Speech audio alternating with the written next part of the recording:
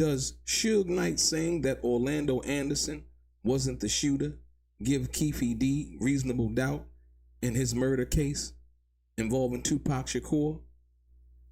Or does Keffe D's story in his book and doing interviews, does it have more weight than what Suge Knight saying? Let's get into some of this straight game. Life is like those cards. It's not what you dealt, but how you play it.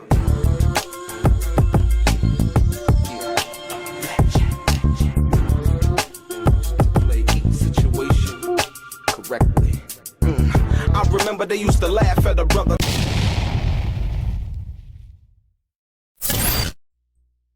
Welcome back, guys. Welcome back. It's your boy DELRAY, Richardson, platinum artist, platinum songwriter, Straight Game TV. Thank you for tuning in. I appreciate your time. Hit the thumbs up button. Also, subscribe to the channel if you have not already. And like I always say, if you want to be one of the first people notified when I drop some of this straight game, please do me a favor and click on what appears to be that little bell notification right below this video. I'm going to get right into it. Ladies and gentlemen, I've been asked this question numerous amounts of times. When I do my lives, I have people come into the lives and they always say, they make this statement, I would say almost every time I do a live, and they say that Suge Knight said that Orlando wasn't the shooter, right? And in discussing in the live various topics and things of that nature, I think when people say that, they're trying to say to me that what Keffe D said versus what Suge Knight said, I guess means something overall. And the question is does it? And from what I really understand it to be, I would say no.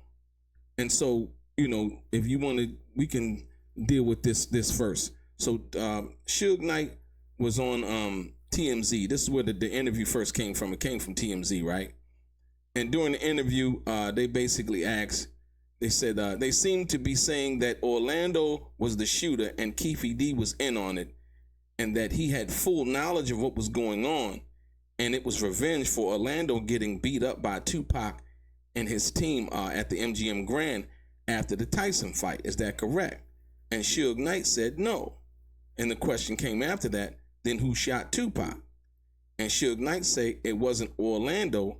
That's all I have to say about that. Then Keffe D's lawyers chimed in. Basically, Keffe D lawyers said that the two men played football together as kids, talking about Keffe D and Suge Knight, and knew each other well, saying despite being the only living witness and a surviving victim, meaning Suge Knight, the state did not have Knight testify before the grand jury. Let's examine that. So now, we know that Keffe D said in his book and in various other interviews that when the car pulled up, when the white Cadillac pulled up, that Keffe D said that he was in, along with his nephew and other people, that him and Suge Knight locked eyes. And Keffe D also went into explaining that, you know, they asked, well, did Suge Knight know who you were? You know what I mean? He was like, yeah, we played Pop Warner football together, and that's where that statement comes from in regards to what Keffe D had said in regards to him knowing Suge Knight and Suge Knight knowing him. That's why Keffe D's lawyer would make that statement, basically saying the two men played football together as kids and knew each other well from that perspective, right? That's where that comes from. But on the other hand, when you think about it, Suge Knight not testifying or being called to testify in front of the grand jury, does that have any real kind of weight as to the prosecution's side that the defense can make and say, well, look, you know, why didn't they call Suge Knight? He's the other person in the that was in the car and the other living witness. You know, without Suge Knight, they can try to pin it towards Suge Knight. Without Suge Knight, why didn't they call him? Because they know my client is innocent. They can claim a various amount of things, right? But then you have to go by what Keffe D said and all of the things that he said in his book, saying that, hey, you know what? You know, when the shots rang out, you know, we thought Suge was dead. He said that on the Art of Dialogue. And see, that's where the information and these tapes are going to be played in the court case, right?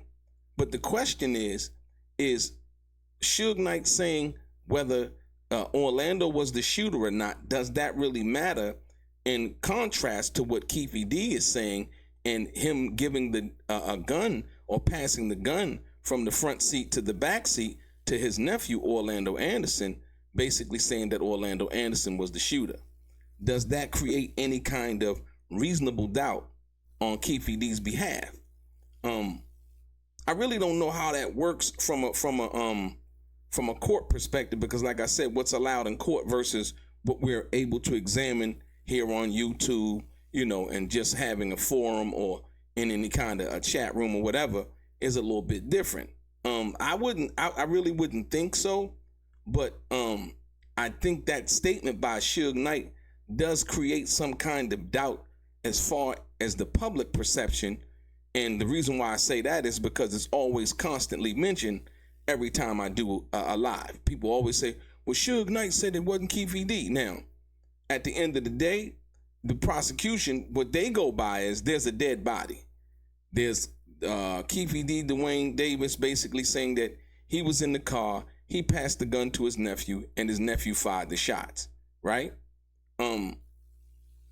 I can understand why the defense would want Suge Knight to testify on that, and from that perspective, but then that would lead to a whole bunch of other things in relation to that being revealed. So I don't think it'd really be a good job. So in one aspect of it, Keffe D admitting that he stayed at the Monte Carlo, right? And Suge Knight coming in and saying, they're asking him, well, did you see Keffe D in the car? Keffe D said he saw you. Did you see him? And Suge Knight said, no, I didn't see him. That doesn't mean that Keffe D wasn't there, right? That just means that Suge Knight didn't see him. You understand what I'm saying? And then when you go into what the jury would believe from that perspective, you have Keffe D saying he stayed at the Monte Carlo. You have Keffe D saying basically, I wish it would have never happened. Being somewhat sympathetic and apologetic from that perspective at one time. All of the other things that go into that. But like I said, with this statement right here, and people saying, Suge Knight saying, hey, you know what? Well, who shot Tupac? When asked, then who shot Tupac? And Suge Knight said, it wasn't Anderson. That's all I have to say about that, right? Most people say, it wasn't Anderson, it was Big Dre or whatever. But like I said, the jury is still out on that. But I really don't think at this particular time that it matters from that perspective. I just think it matters more now of presenting the case and what the jury believes. And it's a tough game because, if the jury says, hey, you know what?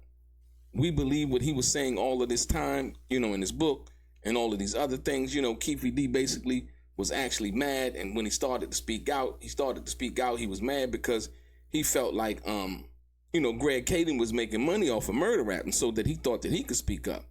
And so, that part we understand. But like I said, does that matter? Chime down in the comments, man, and tell me what you guys think. Do you think it matters that Suge Knight said that it wasn't Orlando Baby Anderson? And do you think it matters that Keffe D says it was? So who do you think that the jury would believe or would have any weight?